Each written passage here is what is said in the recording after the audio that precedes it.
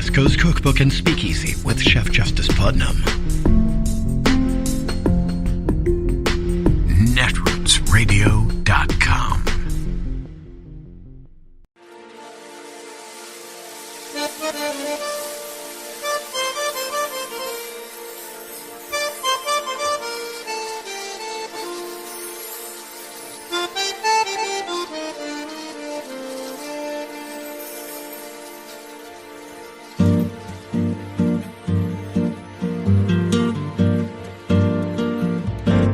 Je voudrais du soleil vert, des dentelles et des théères, des photos de bord de mer, dans mon jardin d'hiver. Je voudrais de la lumière, comme en Nouvelle-Angleterre. Je veux changer d'atmosphère, dans mon jardin d'hiver.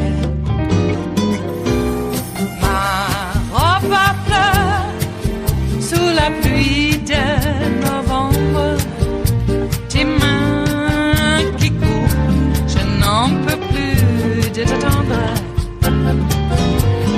Les années passent, il est loin, là je tombe. Nul ne peut nous entendre. Je voudrais du Fred Astaire. A critical moment in the battle over those thousands of documents seized from Mar-a-Lago, and one that proves just how bad this could be for the ex-president. His fight to keep them away from the Justice Department has now reached every level of our judicial system. First at the district court level, where he was successful in getting Judge Eileen Kennan to approve another district judge, Raymond Deary, as special master. Then an appeals court rejected that move. Two of those three judges were Trump appointees, by the way. So now Trump is dragging the U.S. Supreme Court into the fray in these efforts to overrule them.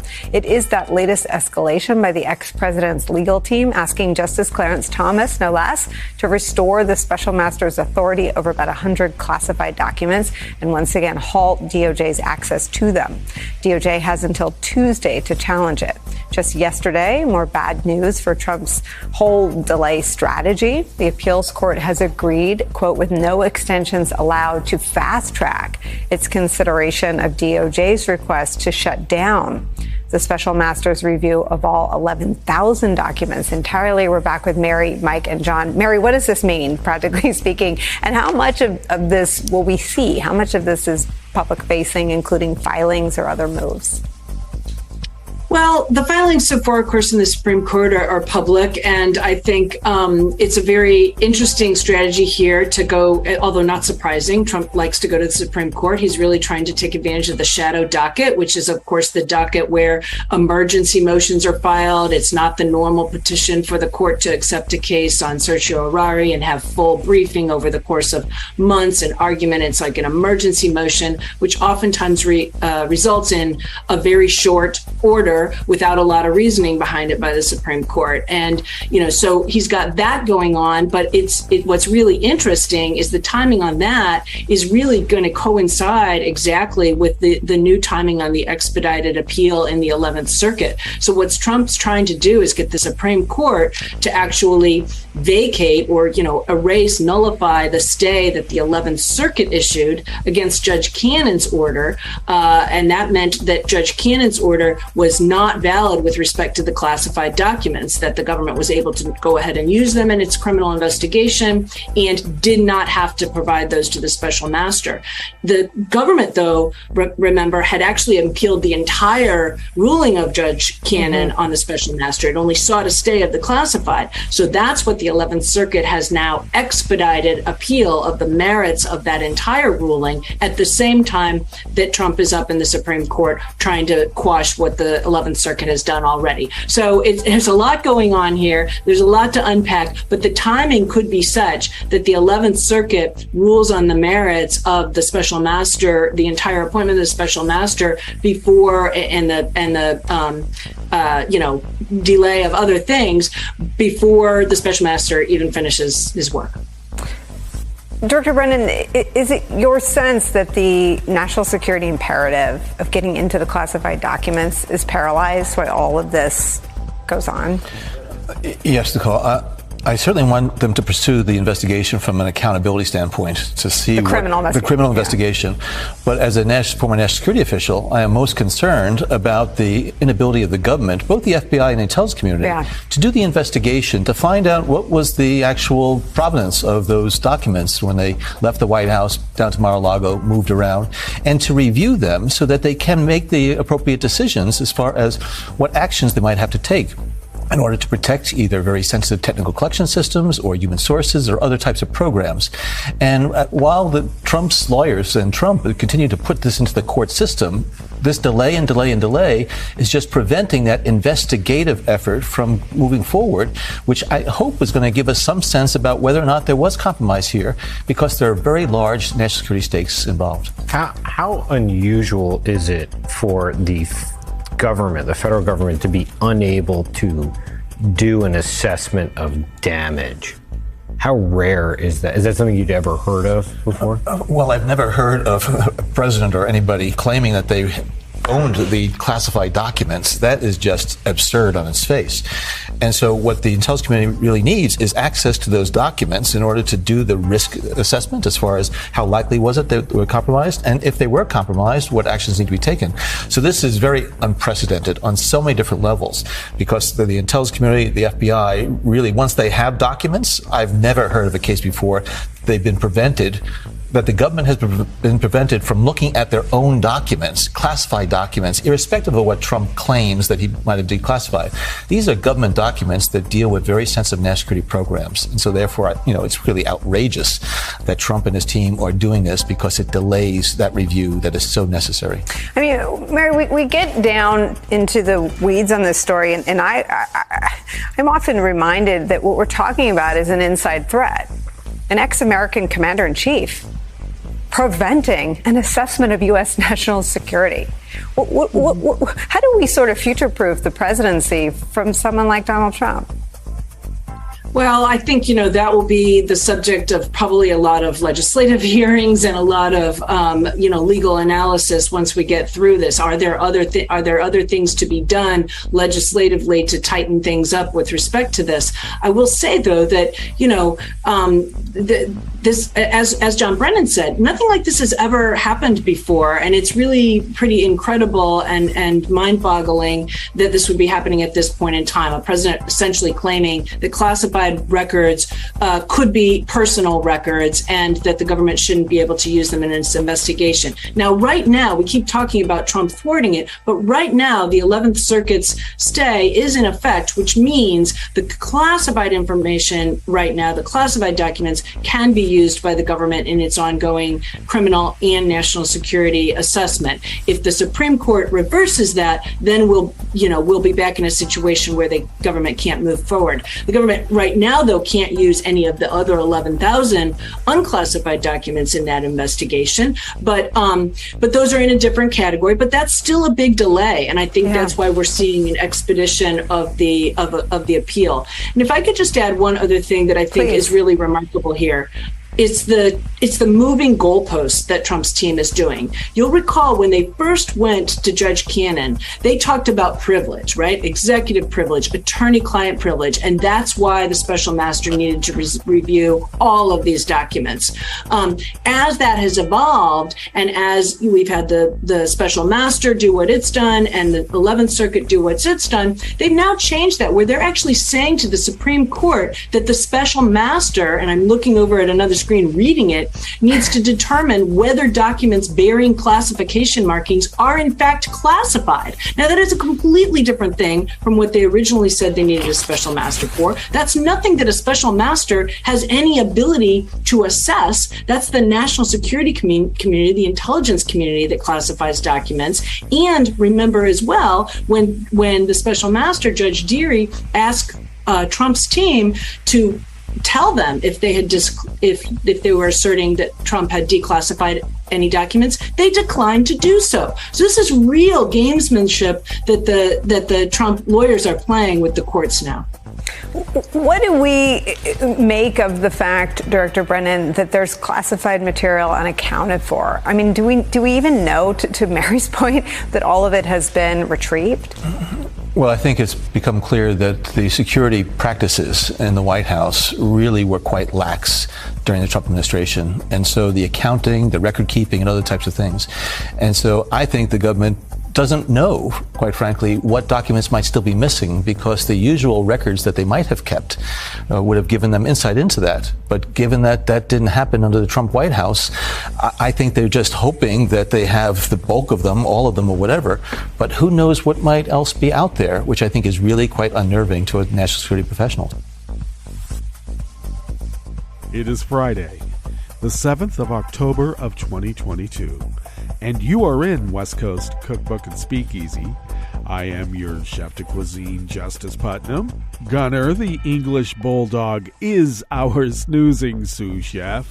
And our daily special is Blue Moon Spirits Fridays, because we are all Nighthawks in the Diner of Light. Put that in your hopper. See what I did there? Yes, you did.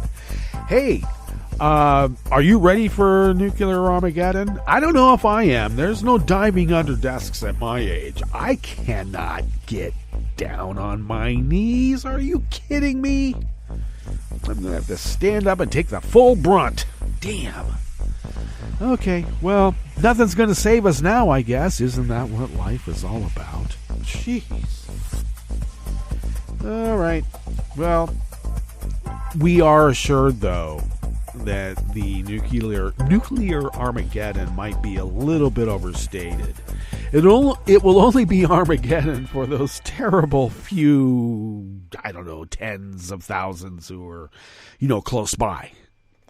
And maybe we have to include within that tens of thousands people who will succumb to a terrible, terrible radiation poisoning in the days, weeks, and months afterwards. Years? Could be. Tactical nukes, they call it.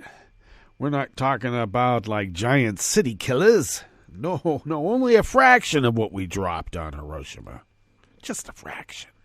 That's nice. Don't have to worry. It'll just be, instead of a giant mushroom, a cloud, it'll be more like, I don't know, the little kind. Sure, thanks. Makes me feel so much better. Okay, so we got old Vlad rattling sabers. We've got North Korea rattling theirs. We reported about North Korea firing a ballistic rocket right over Japan, and they evacuated Hokkaido Prefecture. Oh my God. That's where I taught English as a second language, because that's where my stepdad's family comes from, is Hokkaido. So that was actually quite a rare occurrence to evacuate people just because North Korea is firing rockets. Usually it's, there in the Japan Sea or wherever, in the Pacific sometimes, but not over the island into the Pacific. Well, since we reported on that, old Kim has been shooting off quite a few more rockets right over the islands of Japan.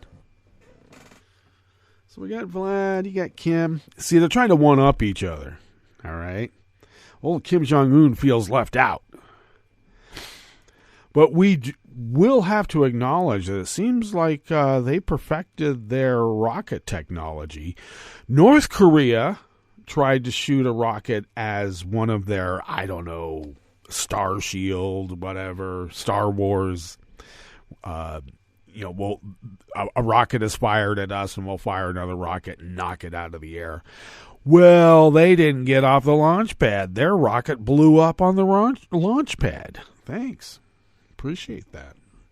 So it looks like North Korea, I guess because they haven't tested as many. Maybe that's what it is. Maybe they need to start testing more, firing them towards North Korea and see what happens. Oh, it's okay. It's only a test. Don't worry. Yeah, they're just waiting for it. Give them an excuse. I don't know. On the other hand, North Korea could lob one over the islands of Japan into the Pacific Ocean and might freak the North Koreans out saying, "What are you doing? That's our domain." It might. It might cause a little bit of friction between them. Okay, well, we live in a life and a world of friction. Everything's about friction. Everything, yeah, moving through space, but we're slowed down by friction. Got to get rid of friction. They tried. They really tried. Lubricated everything, but there was still friction. Jeez. That's what it means to live in, I don't know, a world of substance.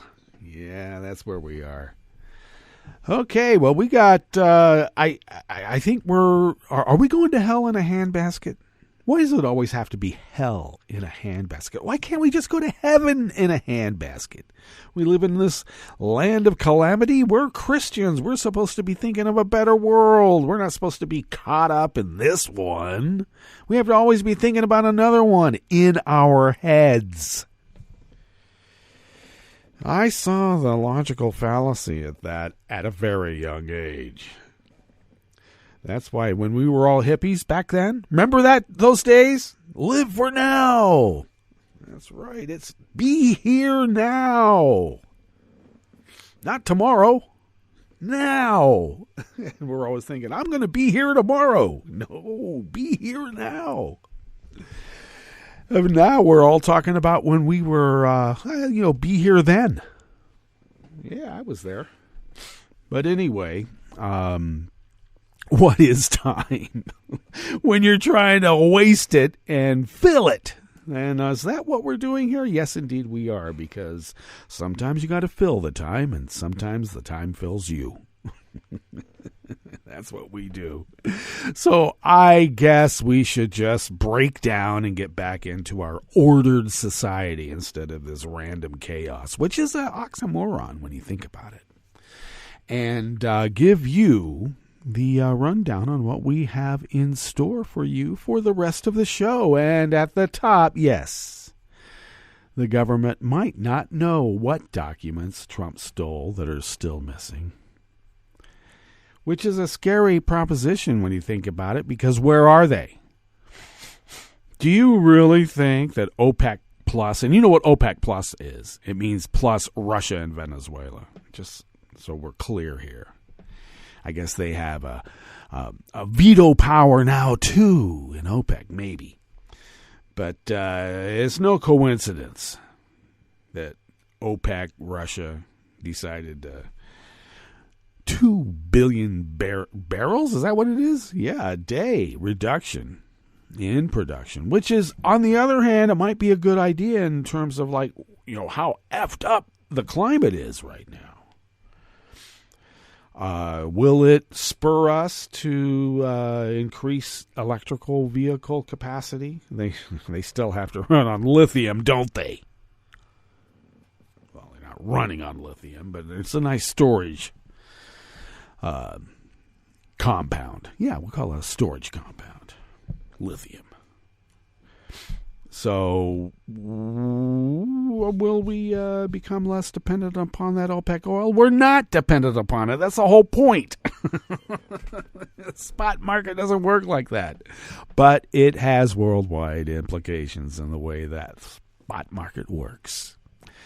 And this could be a jab right at Joe, especially after he spent some time, glad-handing and fist-bumping, a couple of weeks there. Hey, maybe you want to increase production.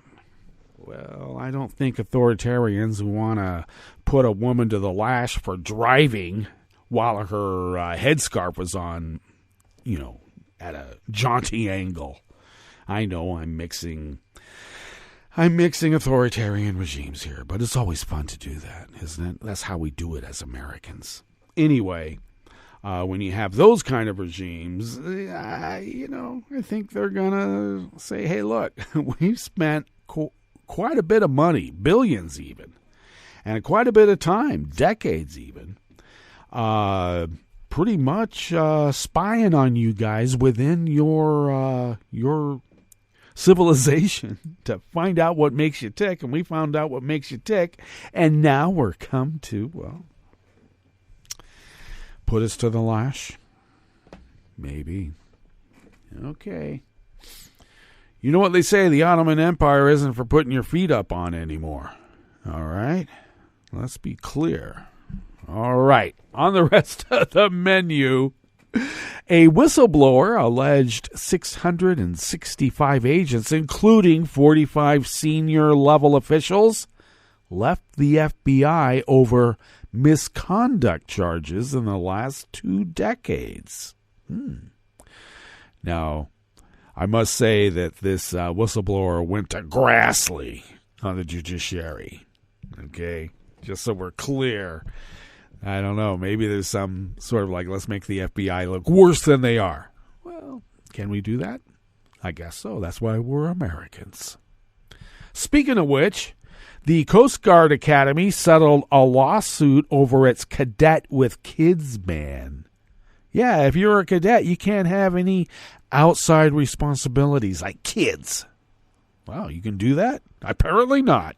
And the city of Philadelphia issued an apology for the unethical medical experiments performed on black inmates at its Holmesburg Prison from the 1950s through the 70s.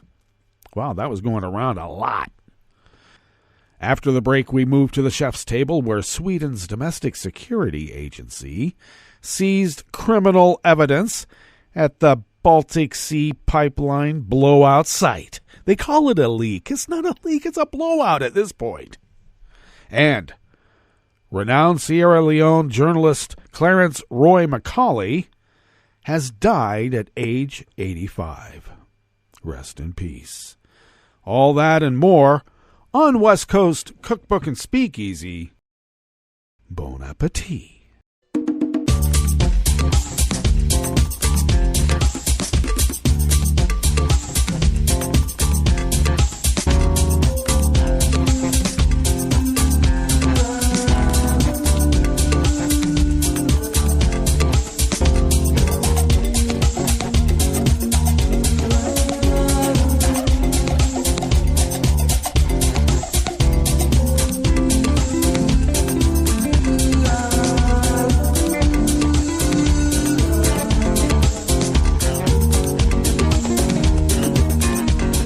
Near the bottom of our homepage at netrootsradio.com, to the right of the page is the chat room link, and the chat room is monitored by Kelly Lincoln. Thank you, Kelly. To the left of the chat room link across the page there is the link to our Patreon page.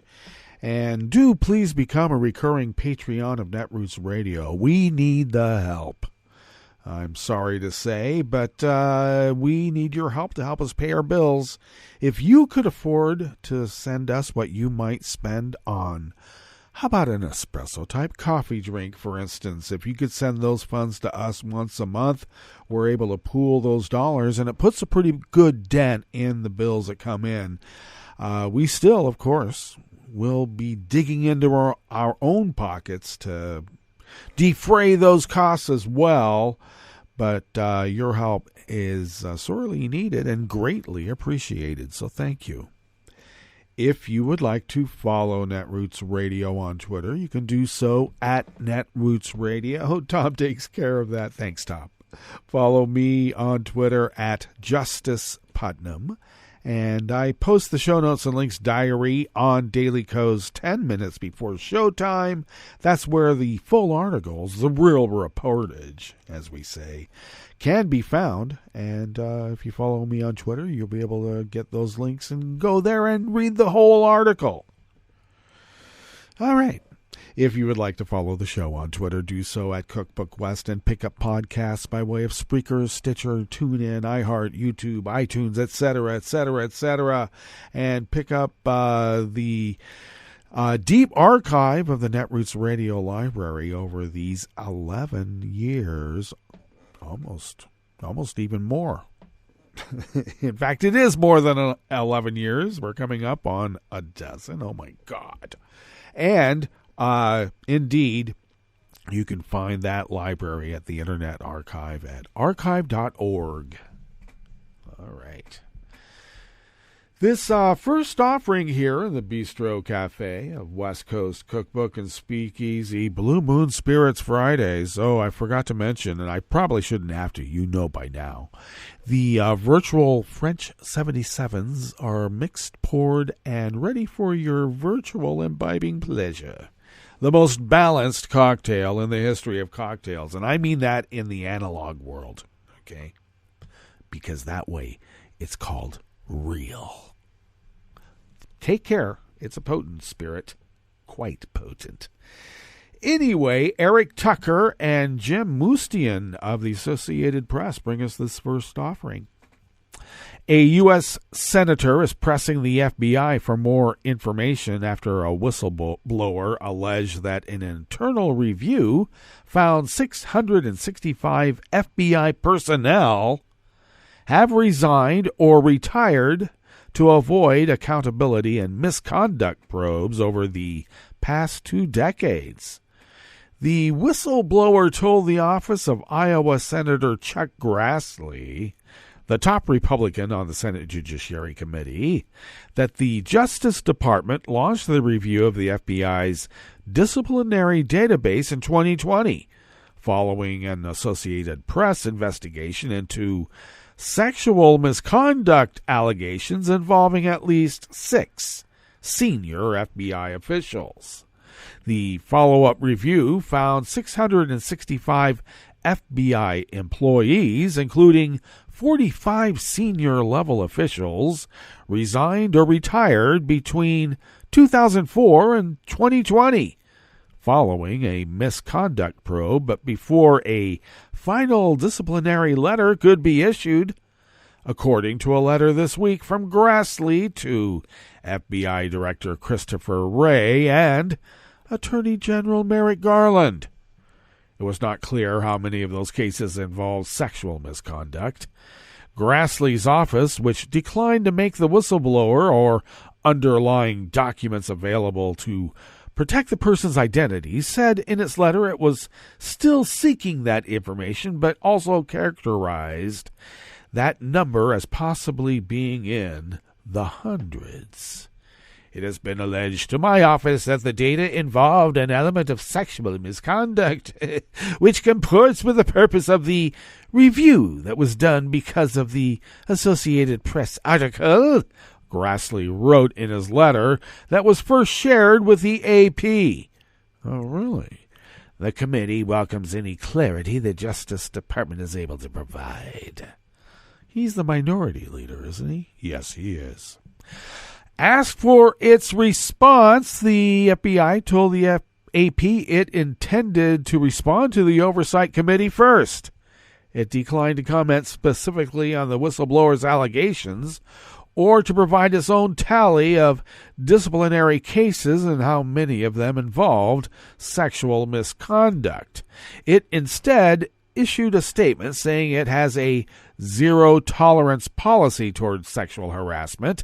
The FBI looks critically at ourselves and will continue to make improvements. The bottom line is employees who commit gross misconduct and sexual harassment have no place in the FBI, it said. Well, it seems to me that maybe they're doing their job. In its statement, the FBI said that since establishing a working group just days after the AP story was published, the Bureau has implemented a series of changes, including a 24/7 tip line with a licensed clinician where employees can report abuse and a working group of senior executives to review policies and procedures on harassment and victim support. Grassley asked in his letter for updates or other changes recommended by the Justice Department, including that it fast-track investigations to reduce the chance an accused employee could become eligible for retirement and leave the FBI before a probe can be completed. The FBI noted that it cannot legally prevent someone from resigning or retiring. Okay, check. It is infuriating that we are left with little disciplinary recourse when people leave before their case is adjudicated, the statement said. David J. Schaefer, a Washington attorney who represents several victims of sexual misconduct in the FBI, called on lawmakers to examine how often the Bureau opens internal investigations against women who come forward. The most serious abuse of the FBI disciplinary system is to retaliate against the very women who complain by starting investigations against them after they report sexual misconduct, he said, thereby discouraging reporting to the FBI due to fear of retaliation. Tracy Walder, a former FBI agent who left the Bureau in 2006 after she filed a sexual harassment complaint, said she believes such misconduct is pervasive and is glad it is finally being taken seriously. I do not believe that the entirety of the FBI behaves this way. In fact, there are many excellent agents. However, because of the way I was treated, I feel a sense of shame and what if, and this behavior has been allowed to continue for decades.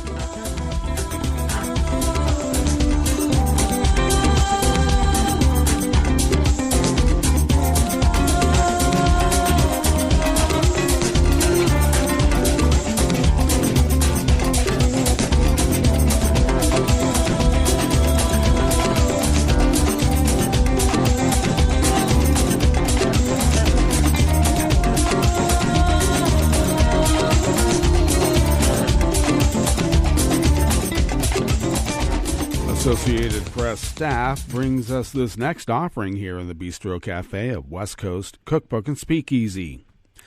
A U.S. Coast Guard Academy cadet who was expelled for becoming a father will get his degree as part of a legal settlement. Isaac Olson sued the Academy in December after years of endeavoring to be reinstated as a cadet. He was 2 months from graduating with a degree in mechanical engineering and a commission as an officer when he disclosed in 2014 that his fiancée had given birth to their first child, according to the lawsuit. No one should ever have to choose between the honor of being a Coast Guard cadet and the honor of being a parent, Olson said in a statement released by his lawyers. He said he was thankful the Academy has reached a settlement that recognizes my right to both. The Coast Guard Academy confirmed the settlement but did not give details. Olson was expelled under an Academy regulation that barred cadets from having any maternal or paternal obligation or responsibility, according to the lawsuit.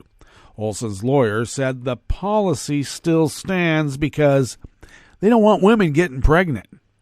Olson learned of his fiance's pregnancy in April of his junior year, and the baby was born in August of 2013, according to the lawsuit. It said he was never asked about dependents until he got a duty screening application in March of 2014 and disclosed the child's birth. The couple had Olson's parental rights terminated in hopes of enabling him to graduate, and he later went through a long administrative process to try to get his status restored to no avail.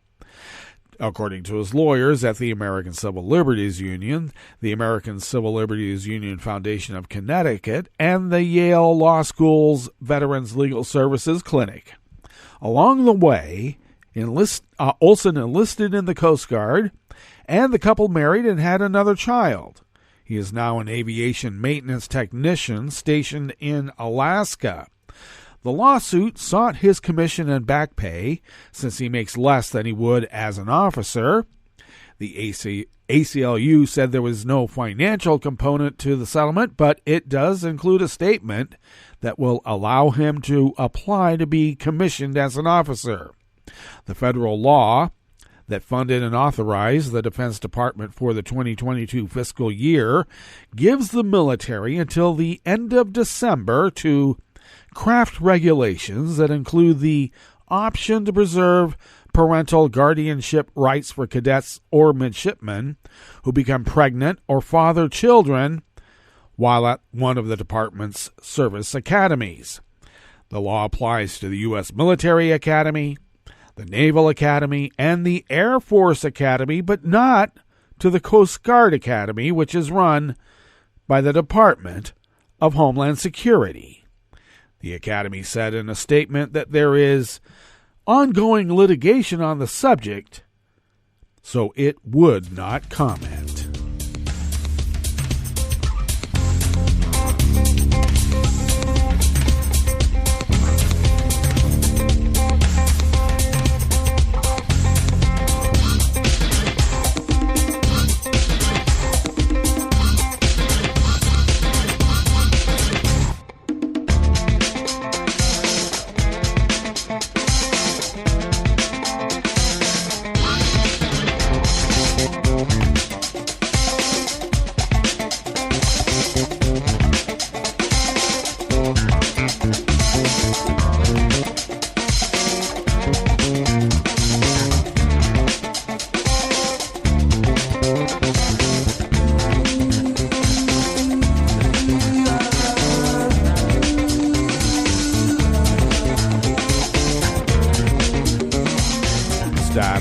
Associated Press bring us this final offering here in the Bistro Cafe of West Coast Cookbook and Speakeasy's Blue Moon Spirits Fridays.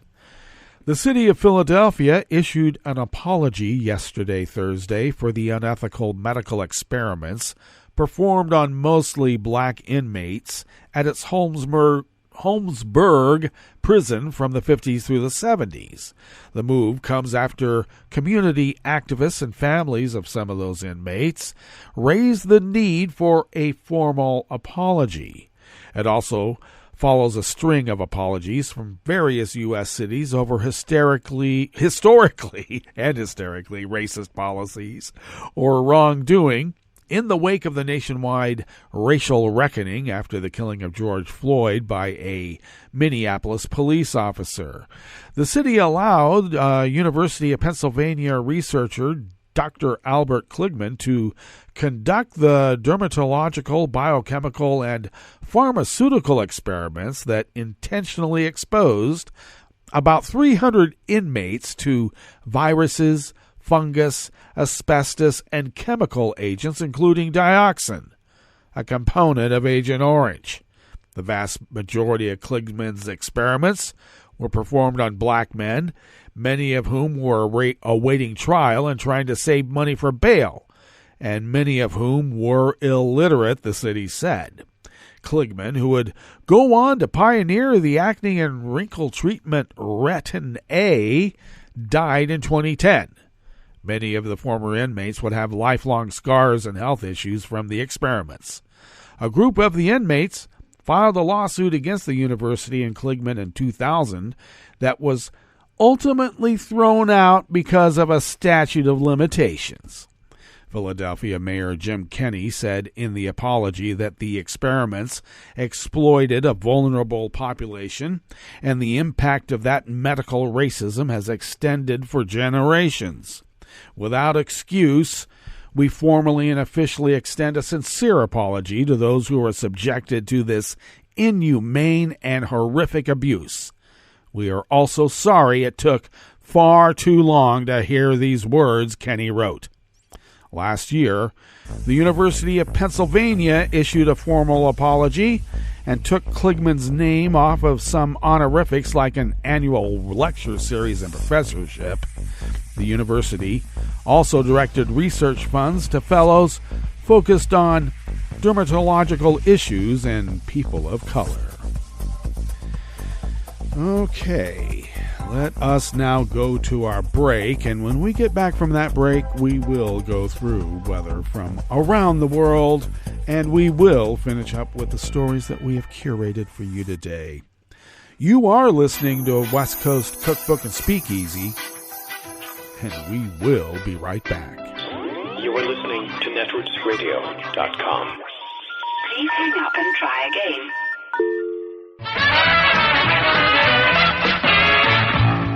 From a point at sea into the circles of your mind.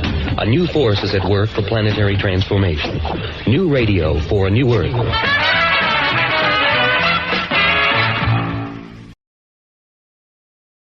This is Take Two Movie Review. I'm Clinton Johnston. This week, Tales from the Dark Side. Let me tell you what it's like to be an African-American fan of fantasy adventure fiction. It means diving into a wild, rich world of heroes and villains and demons and monsters and gods. Epic tales that establish archetypes of principles, relations, and behaviors, sparking the magical technicolor of your imagination with the giant thoughts of a culture that is yours only by default. Not by choice, not by invitation, certainly not by welcome. Like somebody left a door open, and you can stand inside from the wildness as long as you don't touch anything. 'Cause all those knights, kings, angels, sons of gods, dead mothers, princesses, they don't look like us. I mean, ain't no black people in Tolkien. Well, no black people. 'Cause all those dark-skinned orcs and goblins and wraths and demons, we know who they're supposed to be. But we push it away 'cause we too want to see the good guys triumph, over evil, against the darkness. And eventually you're gonna think, here's Africa. An entire dark continent of countries and cultures and mythoses. Surely someone can dip into that bubbling ebony cauldron and weave for us a spellbinding tale. That's why The Woman King, directed by Gina Prince Blythewood, story by Maria Bello, screenplay by Dana Stevens, 2 white women, thank you very much, and starring and co-produced by Viola Davis, is so important. After I saw it, not only did a young black woman applaud, not only did she dance to the music in her seat, but she left that seat, walked to the front of the theater, and put her hand upon the screen. So much did she want to be a part of what we had just seen. Let's hope she gets to see more. Oh, and boy, do we revere war and hand-to-hand combat. But that's another 2 minutes. This has been Take Two Movie Review. I'm Clinton Johnston. Catch up with us at TakeTwoMovieReview.com and feed us back on our channel on YouTube.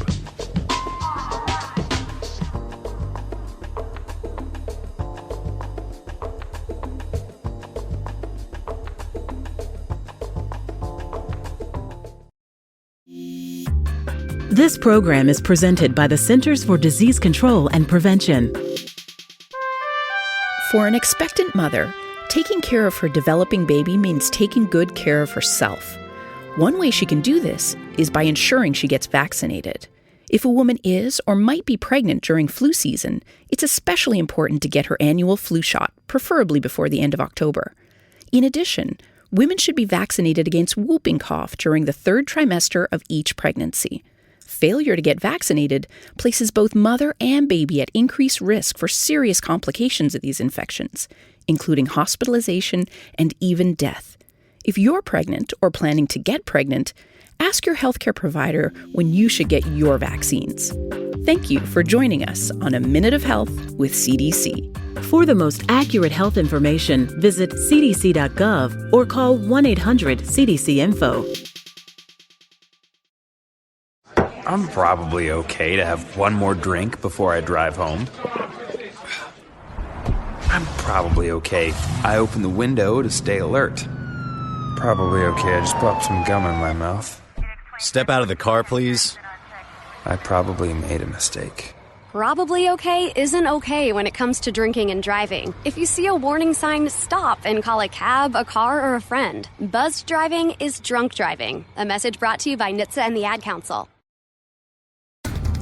This is a message from CDC. After hurricanes, tornadoes, and floods, standing water and excess moisture help mold grow in your home, garage, and other structures. When you return to a home that has been flooded, know that you're likely to have mold. Mold puts your family's health at risk. If you have mold growing in your home, you should clean it up and fix other water problems, such as leaks in roofs, walls, or plumbing. Keep your children and pets out of affected areas until you've cleaned. Control moisture in your home to prevent mold growth. To remove mold growth from hard surfaces, use commercial products, soap and water, or a bleach solution of no more than 1 cup of household laundry bleach in 1 gallon of water. Follow the manufacturer's instructions. Never mix bleach with ammonia or other household cleaners. It will produce dangerous, toxic fumes.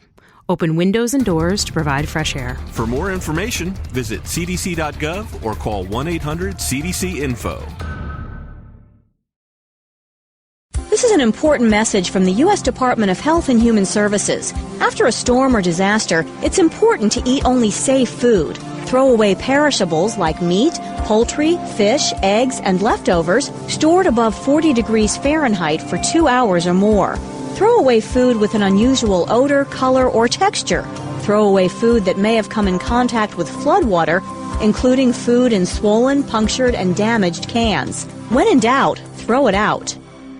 1 in 6 Americans get sick from eating contaminated food each year. Contamination caused by salmonella is especially common. It's sometimes found in poultry, eggs, ground beef, pork, and even peanut butter. To reduce your risk from this and other foodborne germs, remember to clean, separate, cook, and chill. Clean your hands with soap and water. Separate raw meat, poultry, and seafood from other foods. Wash counters, cutting boards, and utensils before and after using them. Cook all food thoroughly and use a food thermometer to make sure food is cooked. Promptly chill meat, poultry, eggs, and other perishables. Finally, don't prepare food for others if you're sick, and be extra careful when you prepare food for children, pregnant women, the elderly, or people in poor health. To learn more about making food safer to eat, visit www.cdc.gov/vital signs. Hi, I'm Tom Hartman, and since you're listening to netrootsradio.com, show your progressive side and go to the donate button on the bottom of the homepage. It's progressives like you who power Netroots Radio and keep the progressive message beaming everywhere 24 hours a day. Just go to our donate button at the bottom of netrootsradio.com. Thank you for keeping progressive radio at full power.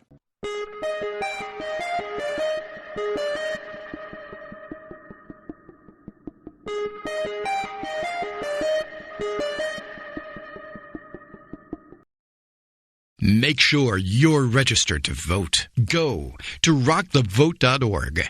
Vote for Democrats up and down the ticket. This message, a public service from all the fine people of netrootsradio.com. In January 2021, President Trump and his supporters urged Vice President Pence to not count the electoral votes from certain states. Trump argued that Pence could do that, but Pence didn't buy it. But what if he did? I'm Bill Newman, and this is the Civil Liberties Minute. Donald Trump's argument was that the vice president could count or not count electoral votes as he saw fit, an argument that runs contrary to law and history. But to clarify the situation, there now is pending in Congress a bill that would make crystal clear that the vice president's role as president of the Senate in counting electoral votes is strictly ceremonial, nothing more. The bill also, crucially, would prevent state officials from submitting electoral college votes that do not reflect the popular vote in that state. The proposed legislation is hardly a panacea for the ills of our voting processes. It does not prevent voter suppression or reinstate the Voting Rights Act or remedy gerrymandering or make the Electoral College more, small d, democratic. And passage is certainly not a done deal. There are very different Senate and House versions of this legislation. Requiring that the Electoral College votes from each state reflect the popular vote and that those electoral votes actually be counted would help stabilize a pillar of presidential elections in the United States, a pillar that was put in grave danger on January 6, 2021. The Civil Liberties Minute is made possible by the ACLU because freedom can't protect itself. I'm Rick Smith, and this is Labor History in 2. On this day in labor history, the year was 1879. The man who came to be known as Joe Hill was born Joel Emanuel Haglund in Gavel, Switzerland. Hill traveled the United States organizing for the grassroots labor organization, the Industrial Workers of the World. He is most remembered for the songs he wrote about working people he met in his travels.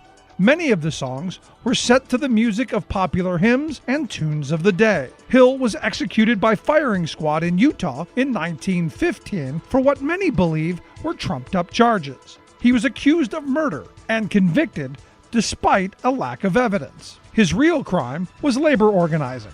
His trial became a national story. On Hill's birthday, let us take a moment to remember some of the lyrics of two of his most famous songs. The first was Rebel Girl, which he wrote for fellow Wobbly organizer Elizabeth Gurley Flynn. Though her hands may be hardened from labor, and her dress may not be very fine, but a heart in her bosom is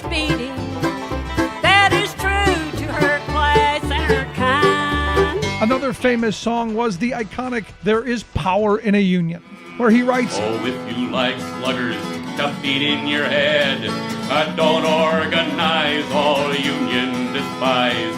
If you want nothing before you are dead, shake hands with your boss and look wise." After his execution, Joe Hill's ashes were sent to every state across the country, every state except Utah.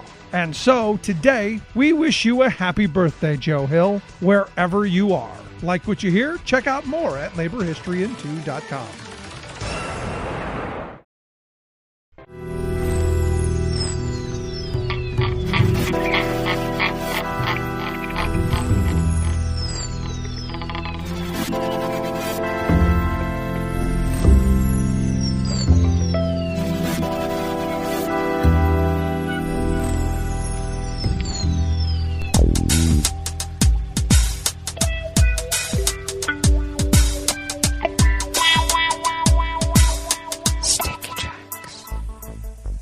Thank you for accompanying us here to the chef's table at West Coast Cookbook and Speakeasy Blue Moon Spirits Fridays, because we are all Nighthawks in the Diner of Life.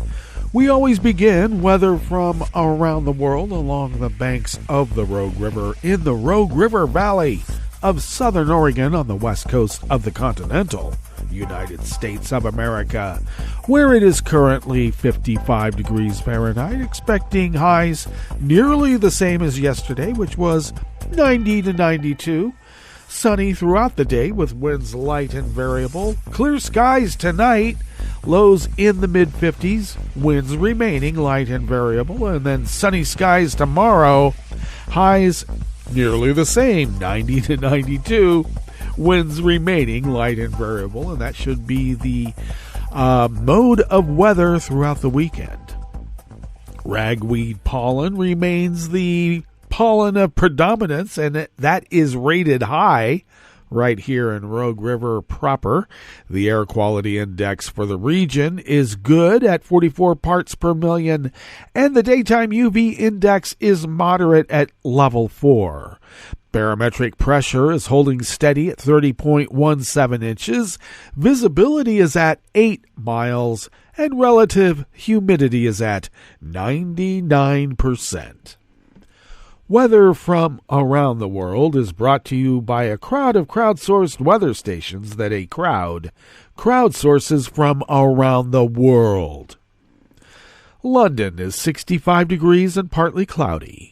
Paris is 68 and sunny. Rome is 80 degrees and partly cloudy. Kyiv is 60 and sunny. Kabul is 56 and clear. Hong Kong is 80 degrees with showers in the vicinity.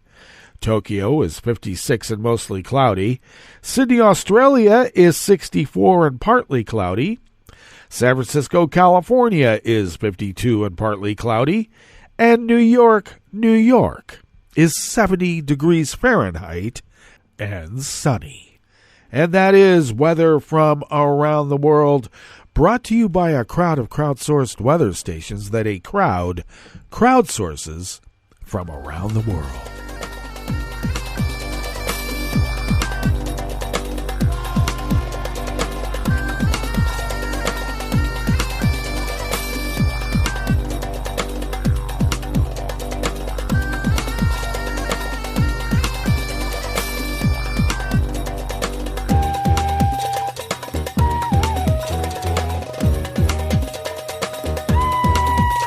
Jan M. Olson of the Associated Press brings us this first amuse-bouche here at the chef's table at West Coast Cookbook and Speakeasy Blue Moon Spirits Fridays. Sweden's domestic security agency said that its preliminary investigation of leaks from 2 Russian gas pipelines in the Baltic Sea has strengthened the suspicions of serious sabotage as the cause, and a prosecutor said evidence at the site has been seized. The Swedish Security Service said the probe confirmed that detonations caused extensive damage to the Nord Stream 1 and Nord Stream 2 pipelines last week. Authorities had said when the leaks off Sweden and Denmark first surfaced that explosions were recorded in the area. The agency said what happened in the Baltic Sea was very serious and did not give details about its investigation. But in a separate statement, Swedish prosecutors said seizures have been made at the crime scene and these will now be investigated. The preliminary investigation did not identify the seized evidence, and directives to temporarily block the area and carry out a crime scene investigation has been ordered. Now that the initial probe is completed, a blockade around the pipelines off Sweden will be lifted. The governments of Denmark and Sweden previously said they suspected that several hundred pounds of explosives were involved in carrying out a deliberate act of sabotage.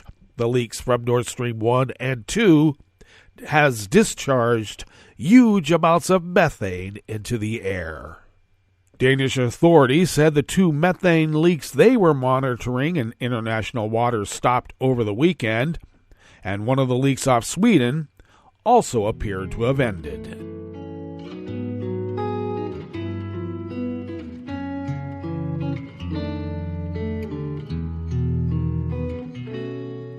Je te donne ce mon amour pour la vie entière. La promesse de me trouver à tes genoux. Aussitôt que tu m'appelles, rester toujours fidèle. C'est tout, c'est tout. Je te donne tous mes printemps, mes étés de mer, mes automnes quand les feuilles tombent partout. Si ce n'est pas une bonne affaire, je te donne tous mes hivers. Krista Larson of the Associated Press brings us this final amuse-bouche here at the Chef's Table at West Coast Cookbook and Speakeasy. Journalist Clarence Roy-Macaulay, who in a distinguished career covered Sierra Leone for the Associated Press for nearly 4 decades, from the country's brutal civil war to the Ebola epidemic that killed thousands there, has died, his daughter said. He was 85. Roy-Macaulay had been filing stories to the AP until about a week before his death on Wednesday, most recently contributing to a sports piece on Frances Tiafoe, the American tennis player of Sierra Leonean descent. He had already started sending in copy about preparations for the country's upcoming election in 2023. When war broke out in Sierra Leone in 1991, Roy-Macaulay had already been working for the AP for 6 years and refused to evacuate his country, braving rebel attacks on the capital Freetown and years of harsh military regimes. Roy-Macaulay sent the world accurate reports chronicling his country's turmoil, which lasted until 2002. Tim Sullivan, who was the AP's West Africa correspondent and then bureau chief during part of the war, recalled how Roy-Macaulay phoned in dictation relentlessly, even as the Revolutionary United Front rebels were attacking Freetown. One evening, I could hear heavy fighting in the background, clearly not too far away, and was about to suggest he get to shelter when he said in that unforgettable voice of his, "Just a moment. I need to get under the table," he said. I heard the phone scraping as he moved. Then he kept calmly reading his notes. I nearly shouted at him to get somewhere safer, but he said he was fine and just calmly read on, Sullivan recalled. A 1965 graduate of London's Polytechnic School of Journalism, Roy-Macaulay joined the AP in 1985 after a long and successful career with Sierra Leonean newspapers and as head of the country's national news service. He also previously held government posting in Sierra Leone's embassies in Berlin and Moscow. In 2006, he was awarded a Grambling Scholarship Award and traveled to AP headquarters in New York. I'm humbled but proud of winning the AP's award, which will motivate me to serve the AP mission better in the future, especially as Sierra Leone continues to recover from 11 years of senseless and devastating civilian armed conflict, Roy-Macaulay said at the time. That same year, he also received one of Sierra Leone's highest civil honors from the country's president when he was named an officer of the Order of the Rocco, a special recognition named after a local river. Roy-Macaulay is survived by his daughter Clarice, whom he mentored in journalism, and his 2-year-old granddaughter Vesta. He was preceded in death last year by his wife Miriam. His funeral is to be held later this month in Freetown. Well, that brings us to the end of our broadcast period for the day and the week. But you do know Netroots Radio broadcasts on, and we will meet up here on Monday for River City Hash Mondays. So do stay tuned to Netroots Radio all day and all night and all weekend for all the breaking news as it breaks. And we will meet up here on Monday, right here in West Coast Cookbook and Speakeasy. Bon appetit.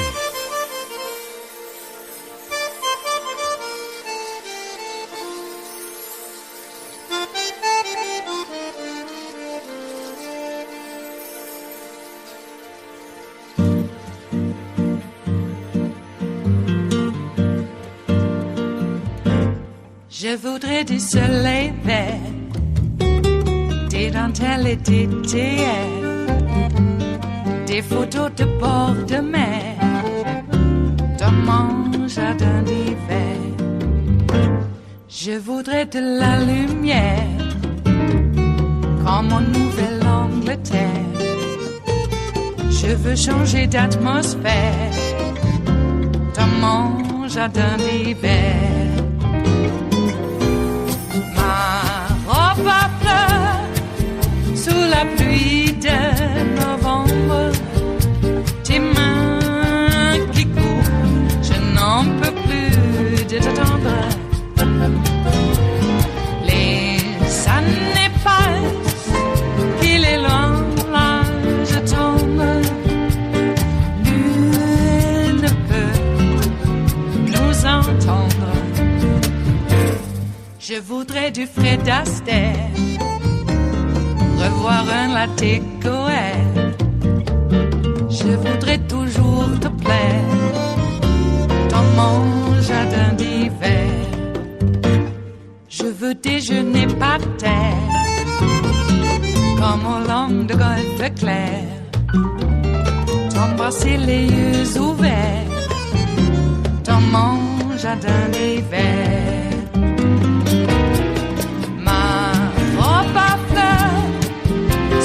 Pluie de novembre, tes mains qui courent, je n'en peux plus de t'attendre. Les années passent, il est loin, là je tombe. Nul ne peut nous entendre. Ba-da-da-dum-di-da-dum. Ba-da-da-dum-di-da-dum.